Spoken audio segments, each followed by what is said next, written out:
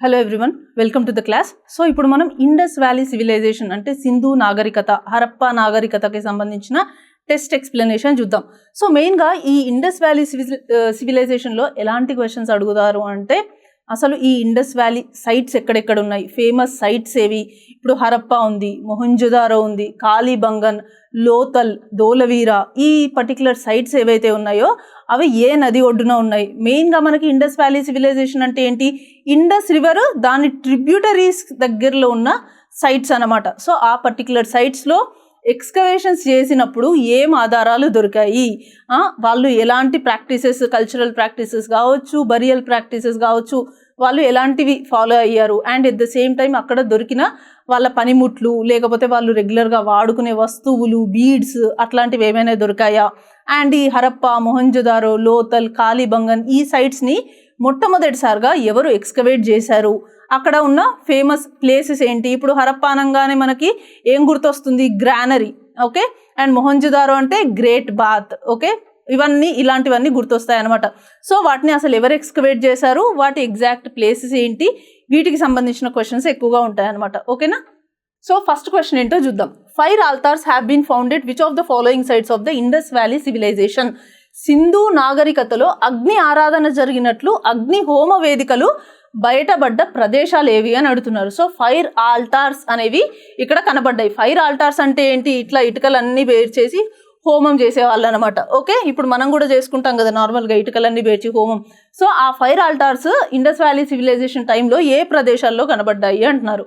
So ఇక్కడ మనకు options ఏమి ఇచ్చారు, సుర్కటోడా ఇది ఎక్కడుంది, గుజరాత్లో ఉంది, అండ్ ఆలంగీర్పూర్ ఎక్కడుంది, ఉత్తరప్రదేశ్లో ఉంది, కాళీబంగన్ ఎక్కడుంది, రాజస్థాన్లో ఉంది, అండ్ చాన్హుదారో ఇది పాకిస్తాన్లోని సింధ్ ప్రావిన్స్లో ఉందన్నమాట. సో మనకి ఈ 5 altars అనేవి ఏవైతే ఉన్నాయో అవి కాళీబంగన్ ప్లేస్లో కనబడ్డాయి అనమాట.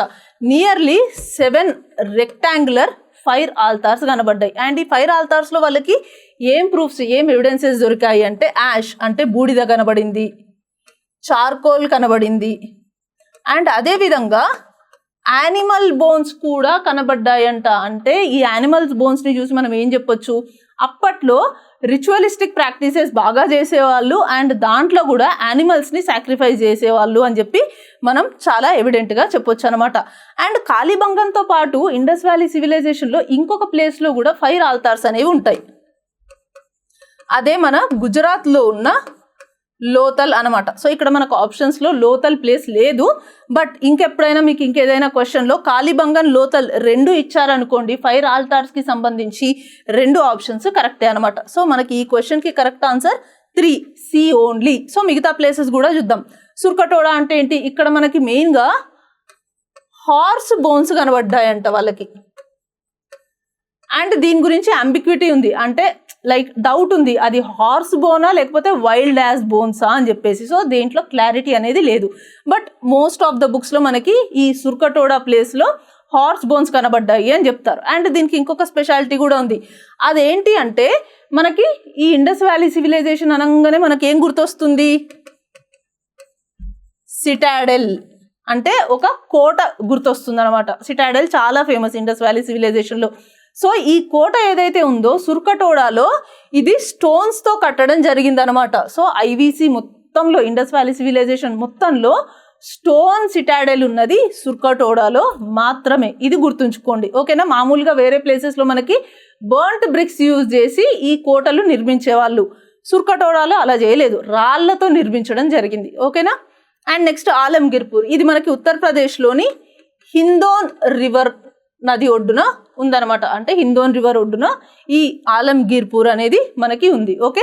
అండ్ నెక్స్ట్ మనకి ఇంకోటి ఉంది, చాన్హుదారో. సో చాన్హుదారోకి కూడా ఒక స్పెషాలిటీ ఉంది, ఇది మనకి సింధ్ ప్రావిన్స్ పాకిస్తాన్లో ఉంది. ఈ చాన్హుదారోలో ఏంటి, this is the only city without Citadel. అసలు ఎలాంటి కోట నిర్మాణాలు కూడా మనకి చాన్హుదారోలో కనిపించలేదనమాట, ఓకేనా. 5 altars గురించి అడిగితే దానికి కరెక్ట్ ఆప్షన్ కాళీబంగన్.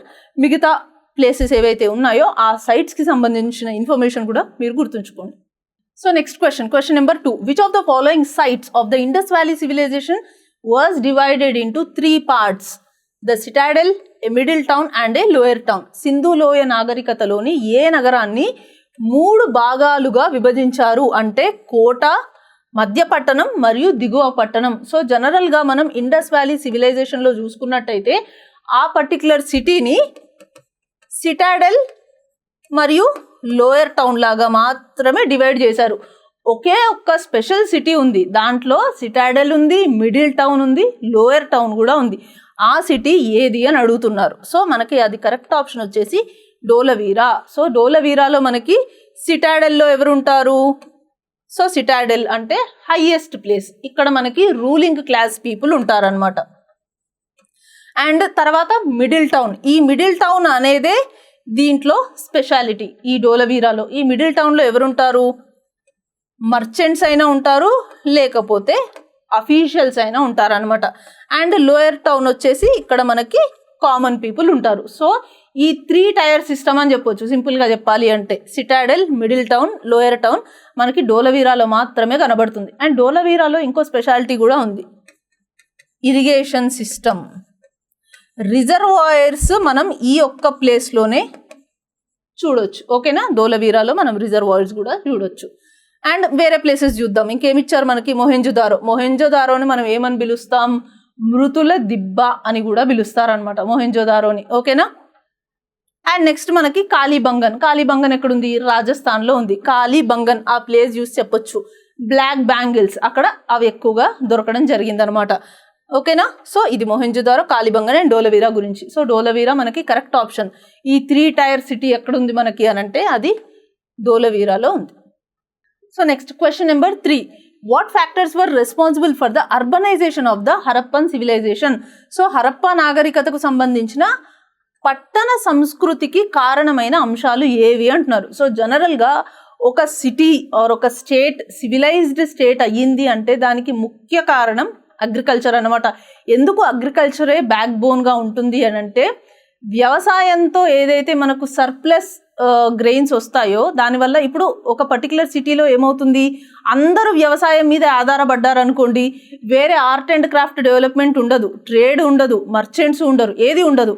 కానీ ఈ వ్యవసాయం చేసే కొద్ది మంది ఎవరైతే ఉంటారో వాళ్ళు సర్ప్లస్ ప్రొడక్షన్ చేశారనుకోండి, అప్పుడు మిగతా వాళ్ళు ఏం చేయొచ్చు? వాళ్ళు ట్రేడ్ అటువైపు వెళ్ళొచ్చు, లేకపోతే ఇంకేదైనా ప్రొఫెషన్స్కి కూడా వెళ్ళొచ్చు. అలా వెళ్ళడం వల్ల ఏమవుతుంది? ఆ సిటీ అనేది డెవలప్ అవుతుంది, సివిలైజ్ అవుతుంది. సో ఇక్కడ పట్టణ సంస్కృతికి కారణాలు ఏంటి అని అడుగుతున్నారు. మనకి ఫస్ట్ ఆప్షన్ ఏముంది? Agricultural surplus. So agricultural surplus అంటే ఏంటి?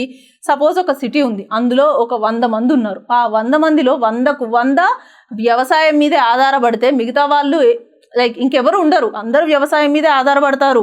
సో మిగతా వృత్తులు ఏమి ఉండవు మనకి, ఆర్ట్ అండ్ క్రాఫ్ట్ ఉండదు, వేరే ఆక్యుపేషన్స్ ఉండవు, ఏవి ఉండవు. సో దానివల్ల అది ఎప్పటికీ కూడా డెవలప్ అవ్వలేదు. సో ఇక్కడ 100 మందిలో 50 మంది ఓన్లీ వ్యవసాయం చేసి వాళ్ళు ఎక్కువ ప్రొడక్షన్ చేశారనుకోండి, మంచిగా కల్టివేషన్ చేసి ప్రొడక్షన్ సర్ప్లస్ ప్రొడక్షన్ చేశారనుకోండి, అప్పుడు మిగతా వాళ్ళందరూ వేరే ప్రొఫెషన్స్కి వెళ్ళొచ్చు. అలా సిటీ అనేది సివిలైజ్ అవుతుంది అనమాట. సో అగ్రికల్చరల్ సర్ప్లస్ అంటే వ్యవసాయపరమైన మిగులు ఏదైతే ఉందో అది కూడా ఈ పట్టణ సంస్కృతికి మెయిన్ కారణం అని మనం చెప్పొచ్చు. Next, trade flourished with in and out side the sub continent. అంటే ఈ ఇండియన్ సబ్ కాంటినెంట్ లోపల మరియు వెలుపల వర్ధిల్లిన వర్తకం అంటున్నారు. సో అప్పట్లో ఇండస్ వ్యాలీ సివిలైజేషన్ టైంలో మెసపటోమియా వాళ్ళతోటి ట్రేడ్ చేసినట్టు చాలా ఆధారాలు దొరికాయి అన్నమాట. మెసపటోమియా అంటే ఏంటి? ఇప్పుడున్న ప్రజెంట్ డే ఇరాక్ అనమాట. సో ట్రేడ్ కూడా అప్పుడు ఫ్లరిష్ అయింది. The flourishing of art and craft flourishing కూడా మనం చూడొచ్చు. ఎందుకు అంటే ఇక్కడ మనం సీల్స్ని చూసినాం, డిఫరెంట్ మెటల్స్ని, టూల్స్ని చూసినాం, బ్రాంజింగ్ డాన్స్ గర్ల్ స్టాచ్యూ కూడా ఇక్కడ మనకి లభ్యమైందనమాట. So flourishing of art and crafts కూడా పట్టణ సంస్కృతికి దోహదపడ్డాయి. సో కళలు, చేతి వృత్తులు బాగా వృద్ధి చెందాయి అనమాట. సో ఇది కూడా మనకి కరెక్టే. డీలో ఏముంది మనకి? Introduction of money into the economy, monetization. So Indus valley సివిలైజేషన్లో ఎంతగా ట్రేడ్ ఫ్లరిష్ అయినా కూడా వాళ్ళకి కాయిన్స్, కరెన్సీ అనేది తెలియదు అసలు. వాళ్ళు కంప్లీట్గా బార్టర్ సిస్టమ్ మీద మాత్రమే ఆధారపడ్డారు. అంటే వాళ్ళు ఏదైతే గూడ్స్ని ప్రొడ్యూస్ చేస్తున్నారో అవి ఇచ్చి వాళ్ళకి కావాల్సిన గూడ్స్ తెచ్చుకునే వాళ్ళు, ఎక్స్చేంజ్ అనమాట బార్టర్ సిస్టమ్ అంటే. సో మానిటైజేషన్ అనేది అసలు ఇండస్ వ్యాలీ సివిలైజేషన్ టైంలో లేదు. సో మనకి ఇక్కడ ఏ ఫ్యాక్టర్స్ సివిలైజేషన్కి, పట్టణ సంస్కృతికి దోహదపడ్డాయి అని అడుగుతున్నారు. మనకి కరెక్ట్ ఆప్షన్ వచ్చేసి ఏబిసి, ఫస్ట్ 3 కూడా. ఓకేనా. So next question number 4, match the following. ఇక్కడ మనకి కొన్ని ప్లేసెస్ ఇచ్చారు, అవి ఏ నది ఒడ్డున ఉన్నాయి అని చెప్పి అడుగుతున్నారు అనమాట. ఫస్ట్ ఏంటి మనకి, Mohenjo-daro and Chanhudaro cities were located on the banks of which river. Mohenjo-daro మరియు చాన్హుదారో పట్టణం ఏ నది ఒడ్డున కలదు అని అడుగుతున్నారు.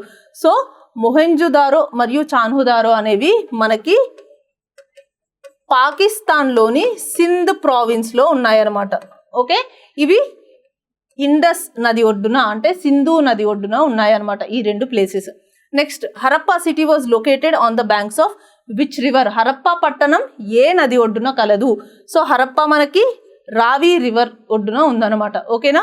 అండ్ ఇది మొట్టమొదటి ఎక్స్కవేటెడ్ సైట్, హరప్పా నాగరికతకు సంబంధించి ఇదే మొట్టమొదటి సైట్ అనమాట, ఎక్స్కవేషన్ చేయబడింది. అందుకే దానికి హరప్పా నాగరికత అని పేరు పెట్టడం జరిగింది.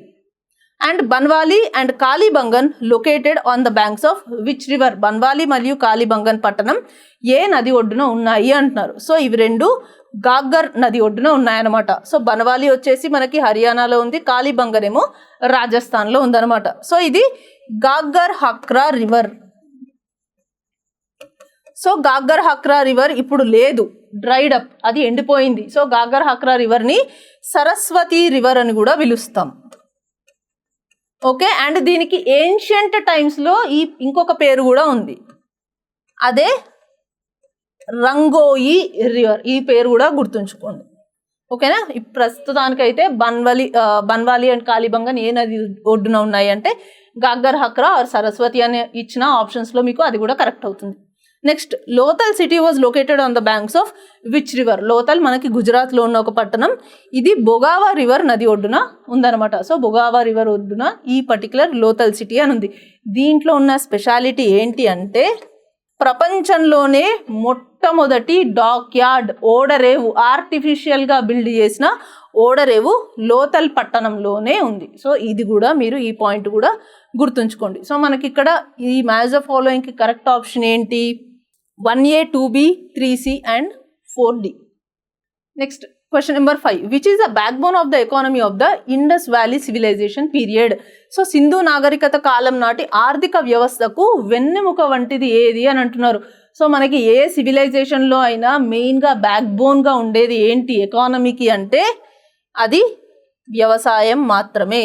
ఆప్షన్ 4. ఎందుకు అని అంటే ఆల్రెడీ చెప్పాం మనం. సో సర్ప్లస్ అగ్రికల్చర్ ఉండడం వల్ల ఏమవుతుంది, వేరే వాళ్ళు వేరే ఆక్యుపేషన్స్కి వెళ్తారు.